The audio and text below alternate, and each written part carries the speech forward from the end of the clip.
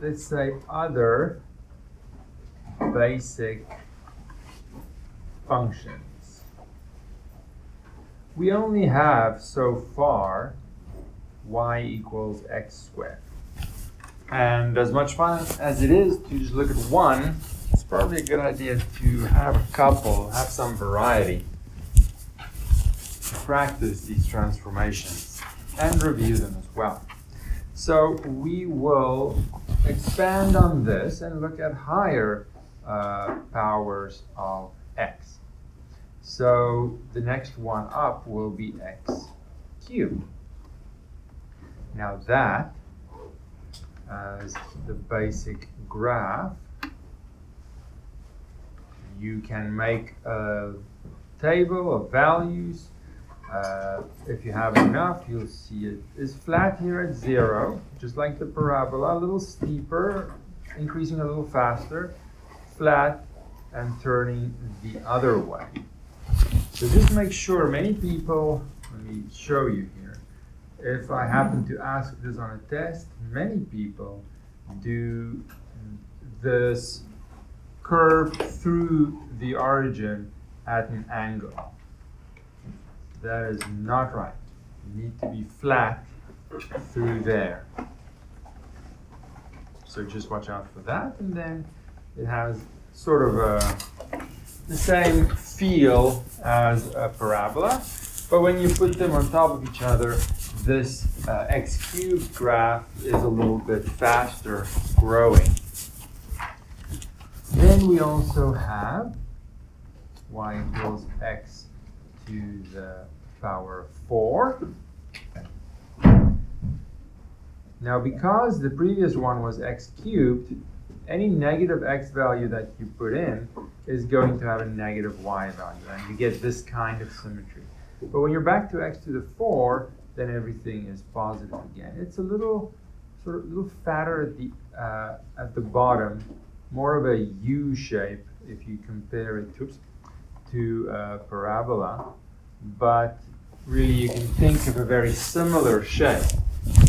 And in fact, if you were to draw y equals x to the 6, x to the 8, x to the 10, they're all a very similar shape. And on this side, y equals x to the power of 5, x to the 7, x to the 9, and so on, all have a similar shape to the x cubed graph. And as a result, we don't really bother with the higher powers when they do have the same shape, and there's no real benefit in this transformation topic to worry about all of them. So we'll include these two as more basic functions on top of the one we already have. So as we go, we'll add more basic functions, and then of course we can do a transformation question with those functions as well. I'm not sure if I have in problem 1.9, whoops, something fell out. Problem 1.9, I have other functions that we're looking to apply our transformations on. So let's do some of it. I'm not going to do the full one. Let's maybe do, I don't know, number 5 might be nice. Now that problem is asking us to state the sequence of transformations on this function. So we're given y equal to negative bracket x plus 2, everything cubed plus 1.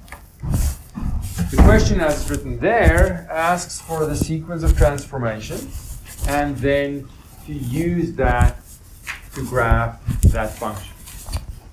I'm going to leave the graphing to you and just do the sequence. Just in the interest of saving time, and we've done the graphing already. So I'm going to start with my obvious basic function. Which transformation would you like to do next? I really have only one safety requirement for me. And that is to leave the transformation that results in a vertical shift to the end. Because I don't want to shift it up or down and then have to reflect it and stretch it. It could create silly mistakes. But past that, I can choose whatever I want to do. I like to take care of any possible numbers first. So I will change the function by multiplying the right-hand side by a negative. And that's going to be a vertical reflection. Then I'm going to replace the x with an x plus 2. That's not V3.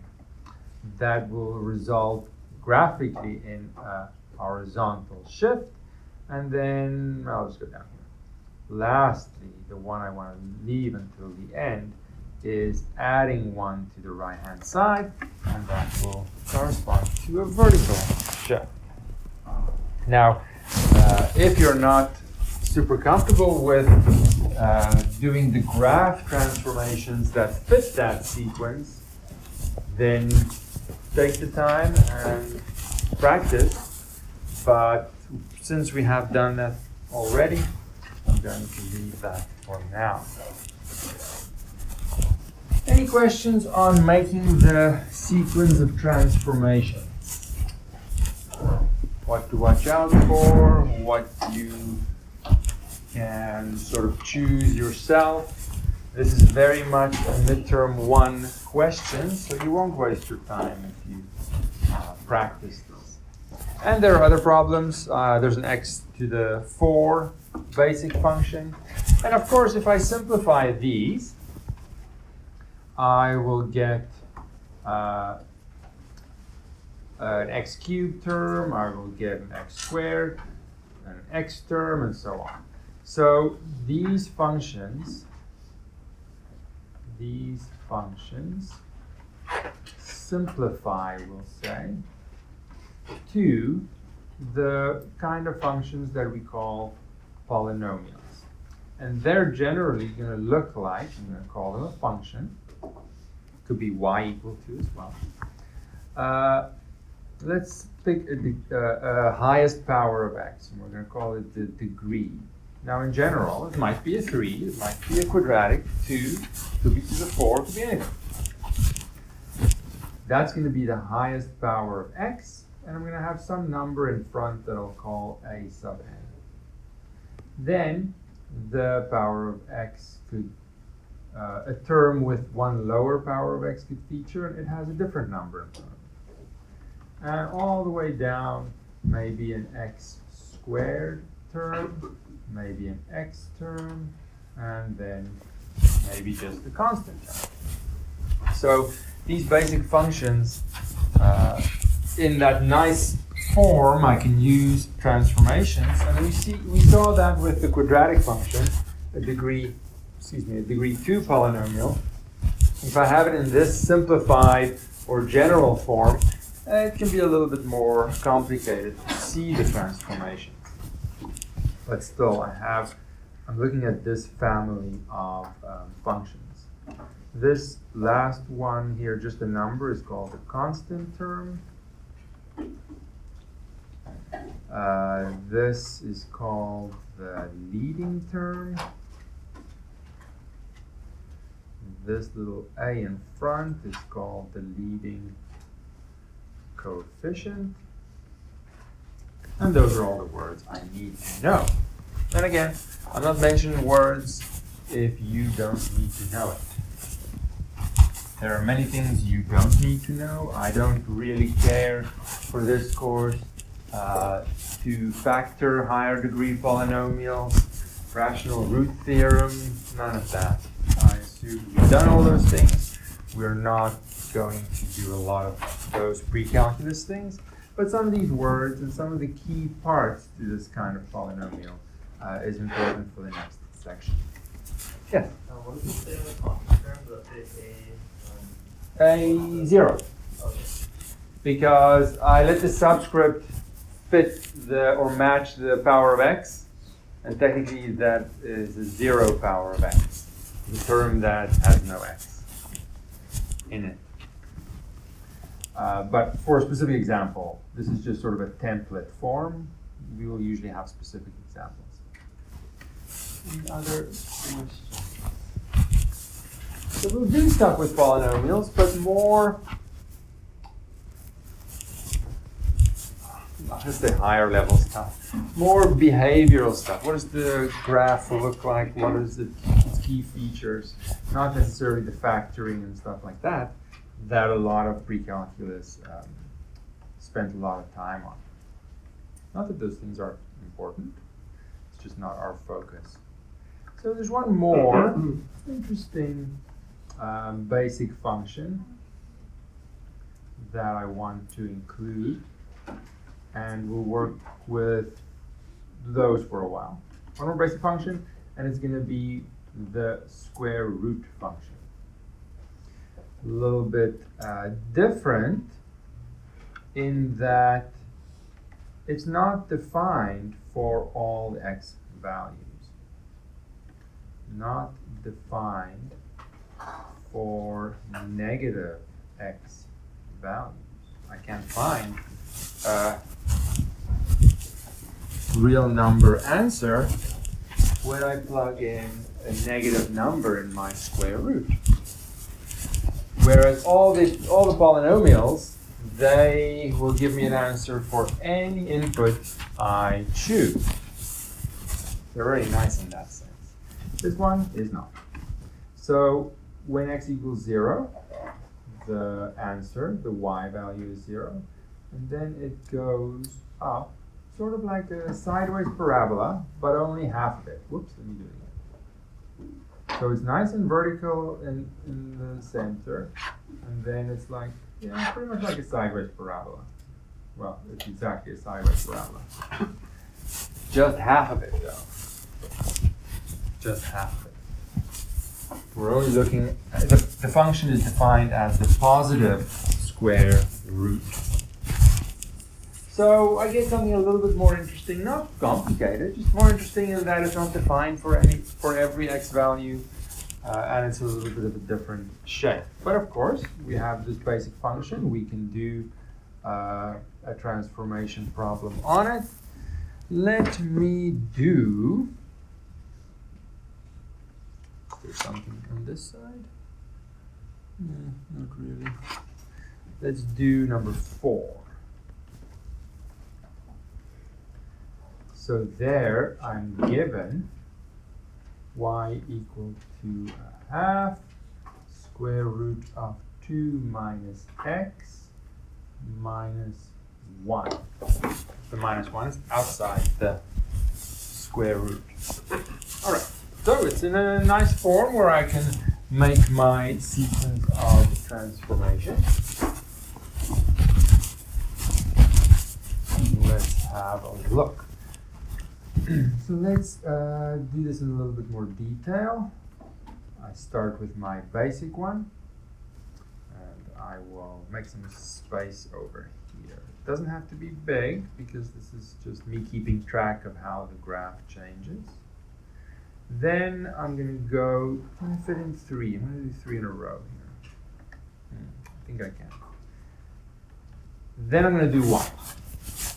What is the first one, or the next transformation you would like to do? Yeah, pick one.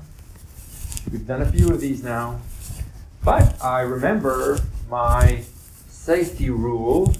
As long as I leave that minus 1 until the end, it's all good. So maybe I want to do the half. I like to just get that half done. So then I'm going to make space for my graph here. I'm just sort of planning this out. And I'll fill in the graphs in a second, making sure I have the space. What do we do next? Yeah, I'm going to leave the minus 1. So the only thing left is the 2 minus x. It only looks like there are 3 things here, right? 2 minus x, make some space for my planning. My graphs will come. My graphs will come. like to label my axes. Okay, and then I still have to do the -1. So that'll be my last one, so I might as well center it over here. 1/2 root 2 minus x minus 1. And I know that's a pretty easy vertical shift. I just have to leave it until the end to avoid unnecessary complications. Okay, so let's zoom out a little bit. So I've sort of planned my sequence of transformations, and it might, in your answer, might look something like that. So my basic graph, I remember what that looks like. I need to just memorize that it goes up nice and vertical here at 0, and that's the important point, 0, 0. Then, yeah, I multiply the whole right-hand side by 1/2, so everything's a little squished vertically. I'm not going to exaggerate that. Maybe I'll keep track of a 0.11. Square root of 1 is 1. And by doing that, I don't have to, let me zoom in on that shape for now. I don't have to squish this actually by 1/2. I can focus on a nice comfortable shape and indicate that, oh, it might not look like it, but the new y value of that point is now 1/2. So by showing how a convenient reference point has changed, I don't have to compromise my nice smooth shape, which is a little bit wider than it is in reality. But just like for the parabola, if I draw a narrow parabola, it's really hard to do future transformations on it. So it's a matter of convenience. If I didn't show a point changing, well then, it's not very believable that I understand what the graphical transformation is, but I showed that the point that was at a y value of 1 is now a y value of 1/2. So I, in that way, show that I knew what to do with the graph. What happens next?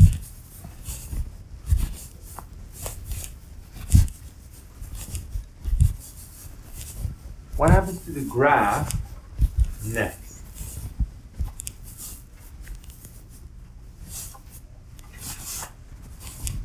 This is very much a possible midterm question. What would you do? You've made your chain of transformations. Now I want to match the graph to eventually give me my graph in the end. What do I do to the graph? Well, what did I do to the function? Because the function changed first, and the graph is a result, or the change in the graph is a result of that function. What did I do to the function to go from that middle one to the right one? First of all, did I do something to the whole right-hand side, or did I do a replacement? Those are only two things we did.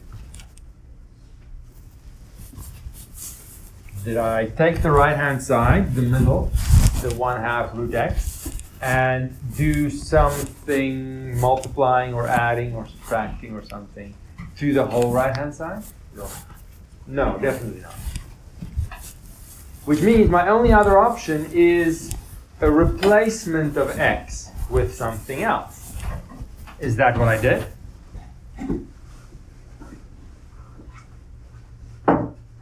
Yes.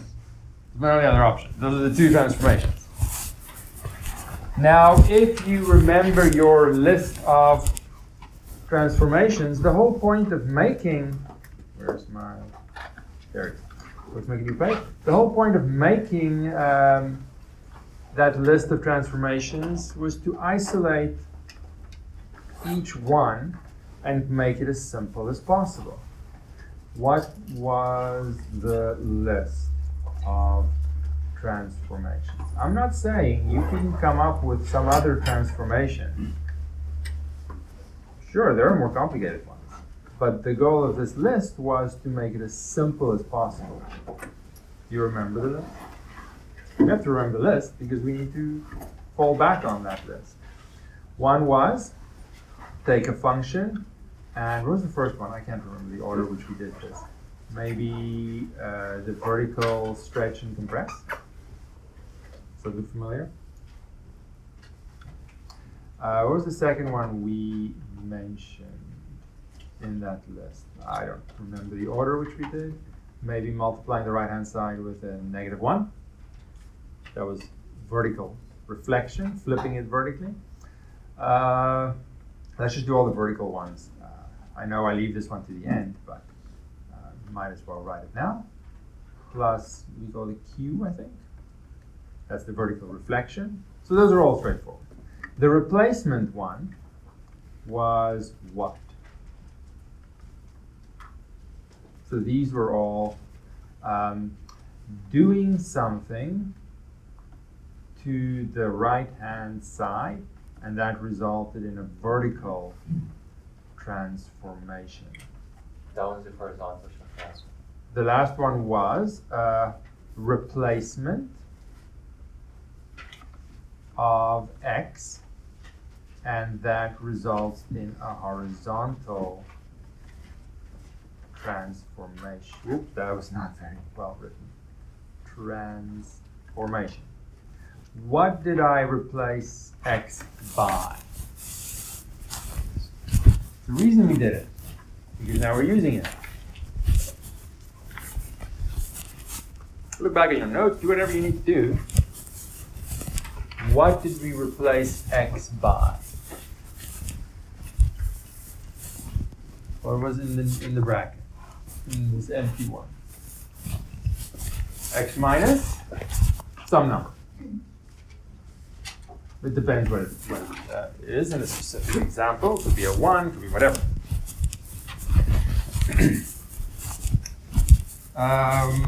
And then that replacement corresponds to a horizontal transformation. But there's another one. There's another one. That's also a replacement. That's not a big deal in the polynomial basic functions, but the square root is a little different.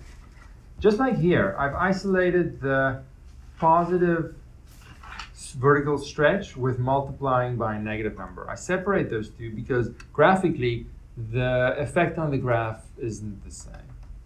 Here as well, if I replace x with a negative x, the effect on the graph isn't something I've covered before. If I just isolate that, for example, and take square root of x to square root of negative x, what happens to the graph? I know it's not our actual question we're doing, but we need it. And it's not a transformation that I really cared for in the polynomial case because it wasn't necessary.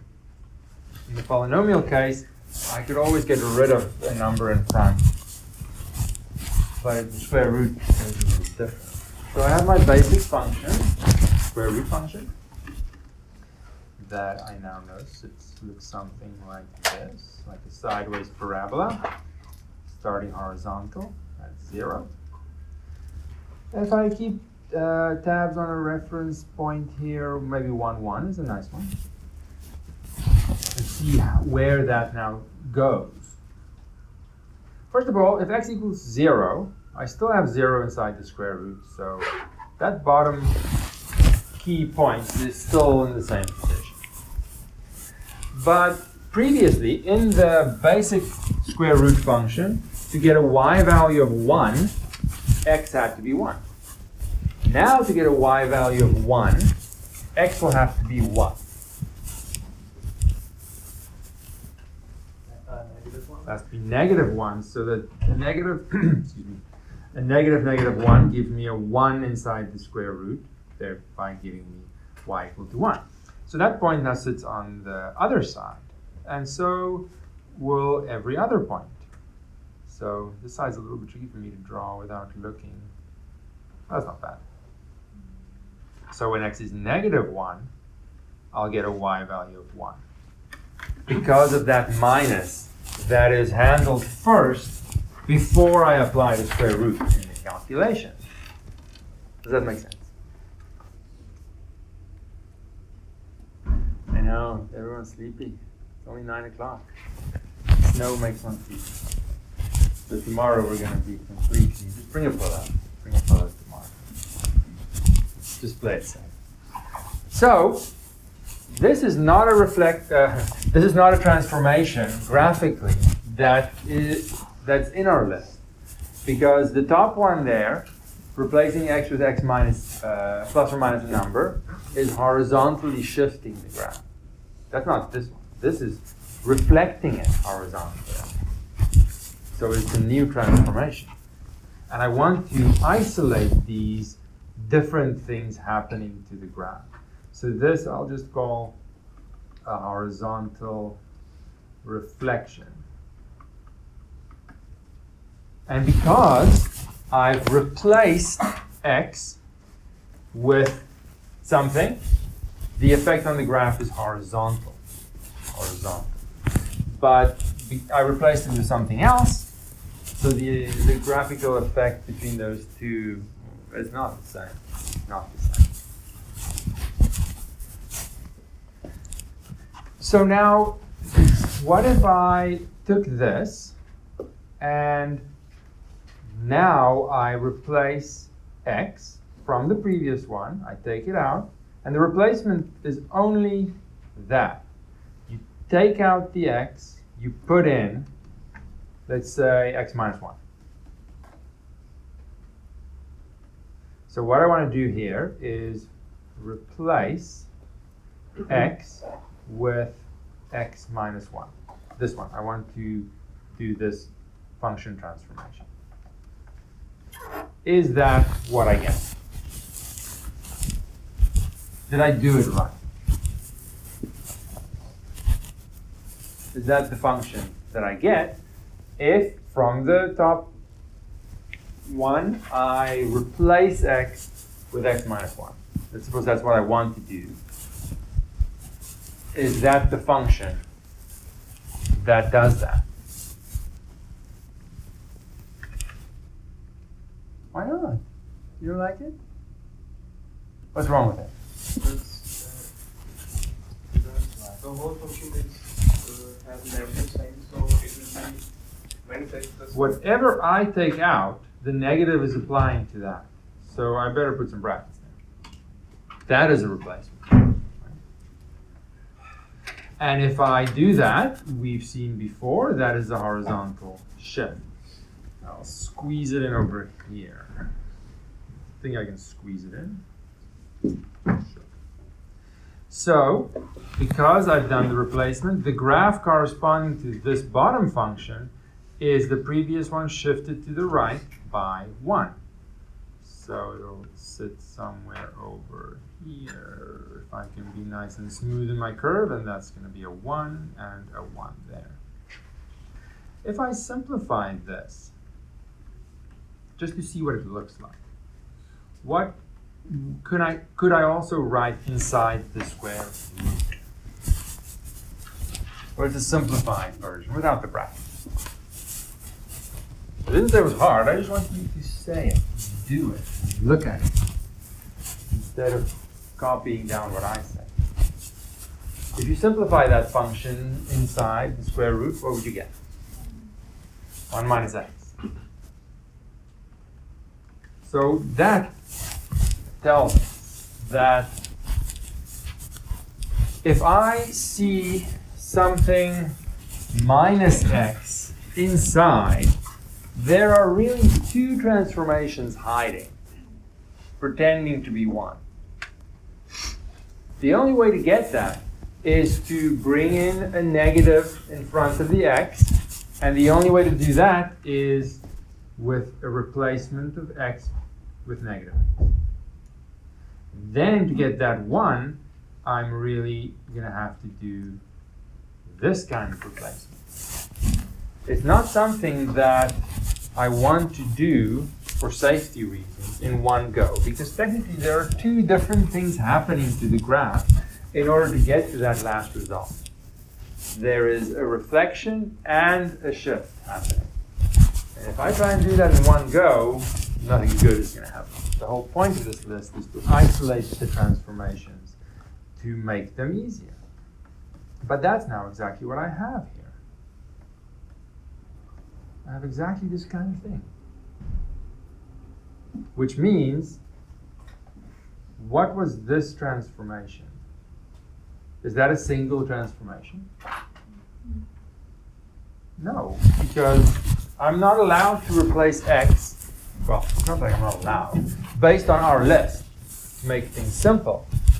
That list does not cover replacing x with something minus x.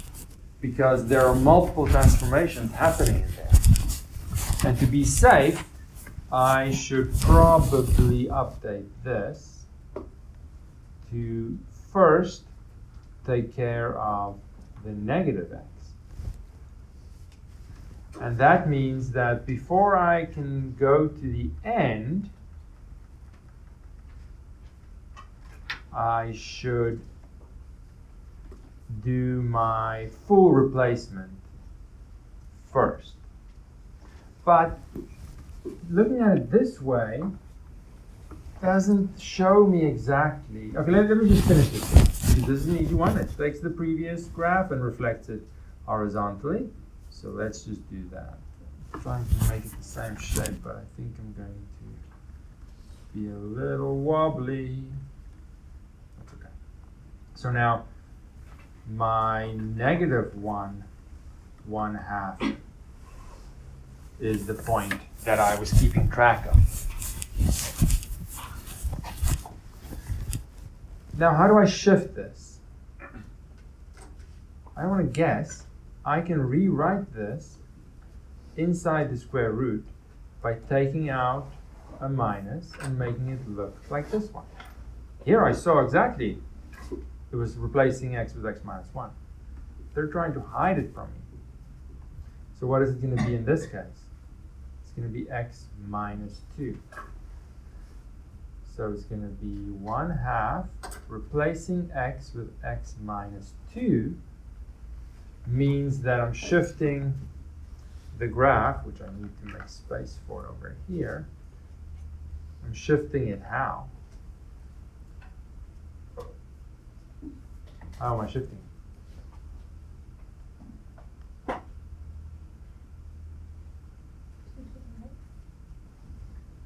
Two to the right. 2 to the right.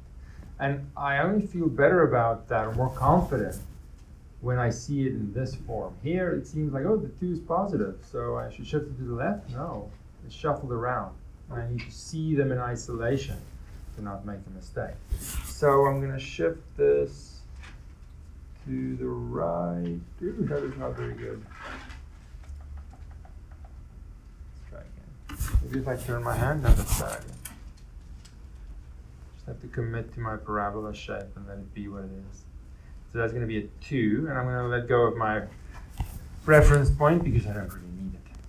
Then I'll go and subtract 1, shifting this down a little bit to here. Oops, nope, back that up. I'm going to have to zoom in to make an easier drawing, I think.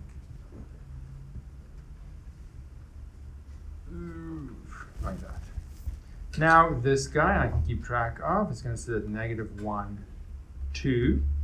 I always want to indicate the y-intercept, but that is easy to find. I don't need to do it on the way with every graph. All I need to do is plug in 0 for x and find out what it is. Now it's not the nicest number, but we can calculate it. 1/2 times square root of 2 minus 1.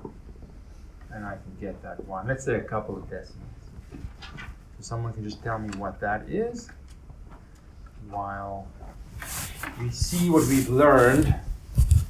It's really a matter of avoiding the little traps that they set. That's really the thing. When I try and do multiple transformations in one by not isolating them, I'm probably not going to do the right thing to the graph. But by following my list, which is trying to help me, I do one thing to the graph at a time. I just need to see it in the function, to isolate that transformation. Who has a y-intercept for me? No one? No one has it? You came all this way, through the snow, through the wind. Confidence. That's not good. A half square root of 2 minus 1. It's not going to be a half. It's going to be an ugly decimal number. 2 decimal places at least. 29. Negative 0.29. Let me just zoom in. So what can I conclude? Is my calculation wrong? Is my graph wrong? Is anything wrong? Is all of this just wrong? Something has to change because it doesn't match up. What is happening? You need to think about it because it's very easy to do something like that. Yes, I've done it on purpose, but those things happen where it looks like things don't match up and you question everything. You need to be prepared and think, what is happening here? Is anything wrong? What needs to be adjusted? The x-axis should be higher. My scale was just abused so much that I couldn't rely on the shape of my graph, right? This half was this distance. And when I shifted it down, I shifted it a little distance. So it looks, I needed to shift it in order to stay with the scale that I've used on the y-axis. This is a half. This isn't a half anymore, but it's over here somewhere. I needed to shift down by 1, and 1 is actually much bigger than I made it. It's very easy to do, and I did it on purpose. So we can go back. Can I go back? Can I get rid of my graph? That's as far as I can go. I'm going to have to erase the rest. All I need to remember that the way I draw the sideways parabola and the way it really isn't quite the same. In reality, it's much narrower than I like to draw it for convenience. So now I need to make sure I just shift down a little bit, like a nice distance. So that when I turn at a negative, or cross the y-axis, I cross at a negative number. Something like that, maybe. This is negative 1, and that negative 0.29, she said. So everything still works. I just couldn't trust my previous graph that much to see, well, how much in relation to the scale that I've used so far do I need to shift things down. But I can use the y-intercept as a safety, calculate it from the function, and it tells me where do I need to go through the y-axis. Don't rely on your graph too much, especially if it's sort of a freehand, no grid paper or anything.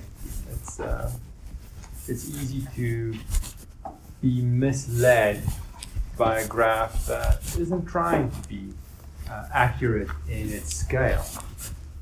It's more the shape that I'm trying to preserve. Any questions on this new transformation? Where's my mouse? New transformation that we add.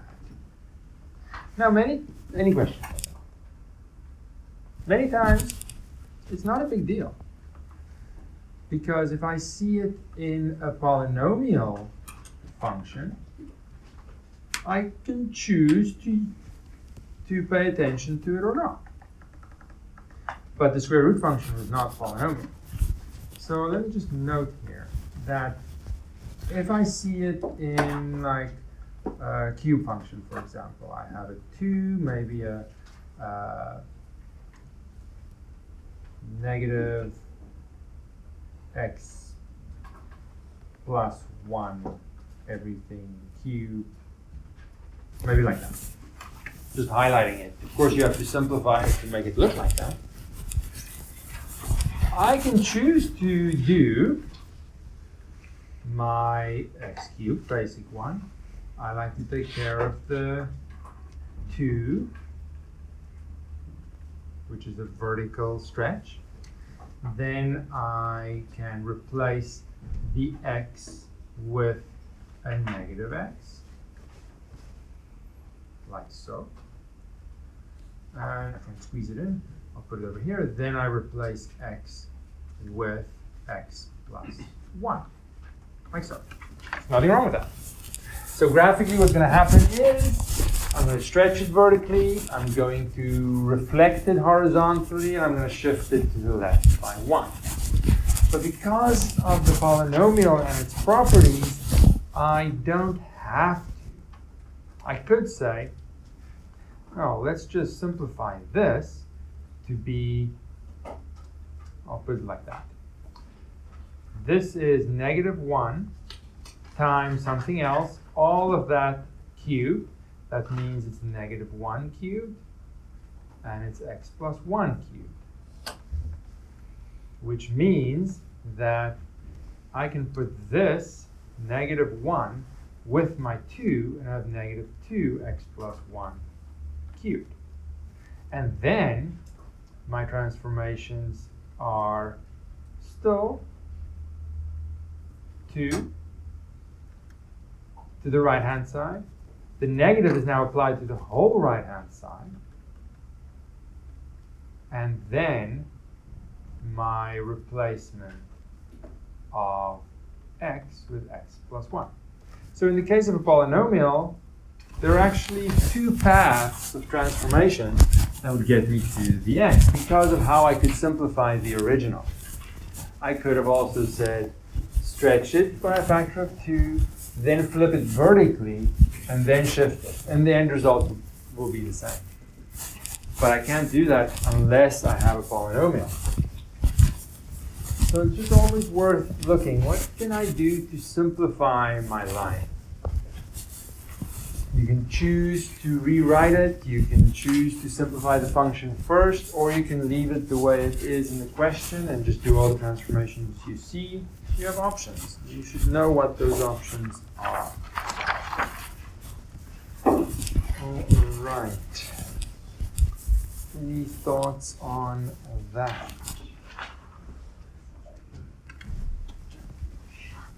Just know that you can, if the function is built on a basic polynomial function, then you can save yourself some trouble by simplifying it first.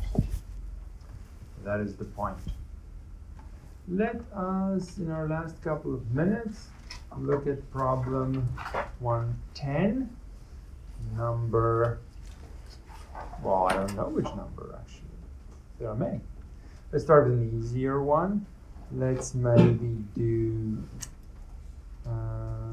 3. So I have to, they're saying in words what I need to do. I start with y equals root x as my basic function. Then they say I have to reflect it across x-axis. Then I have to shift it up by 1 unit.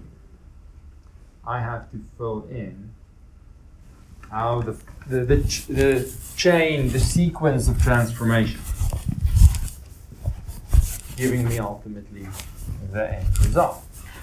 So I start with my basic square root function. If I reflect it across the x-axis,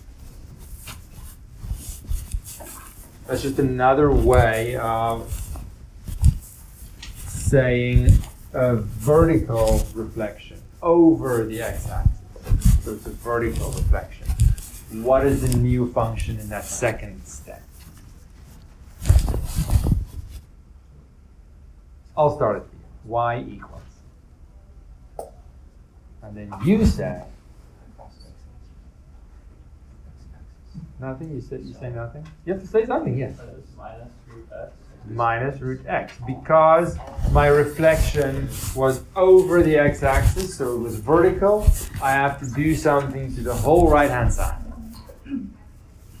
So I know a reflection has some sort of negative in it, but the vertical and the horizontal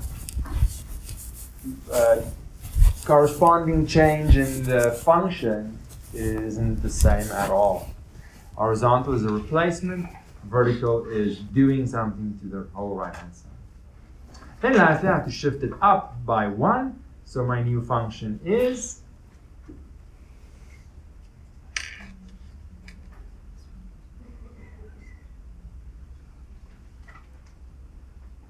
this is what I'm hearing. It's not a function. Something with a square root. Plus 1. So they're just doing this backwards a little bit. They're telling me what happens to the graph, and I have to say what happened first to the function.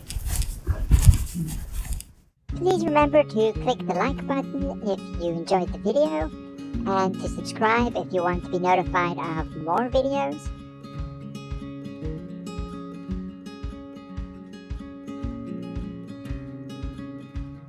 Thank you.